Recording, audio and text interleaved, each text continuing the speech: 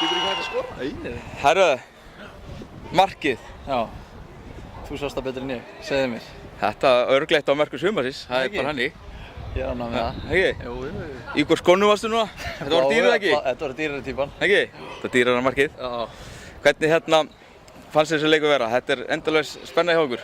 Já, þetta var, mér fannst þetta ekki góður leikur. Ef ég var að segja alveg eins og þér, þeir svona bökkuðu og voru ekki að gera góða hluti og við vorum heldur ekkert að gera góða hluti. En ég minna við unnum leik, einu færri í, 30 mínútur eða eitthvað? Já.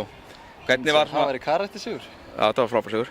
En hvernig var svona, fara inn í leikinn í byrjun? Var þetta eitthvað svona, eins og á móti Selfossi, nú var má mótvindur í byrjun?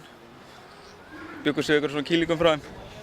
Nei, við áttum vona á þessum einköstu sem þið taka og þetta er bara, ég meina Stjarnan er óútreiknanlegt, maður veit hvernig þið spila á gervigrassi, maður hefur ekki hugmyndu hvernig þið spila á grassi. Nei. Þannig að þetta er svona, maður rennur blint í sjón.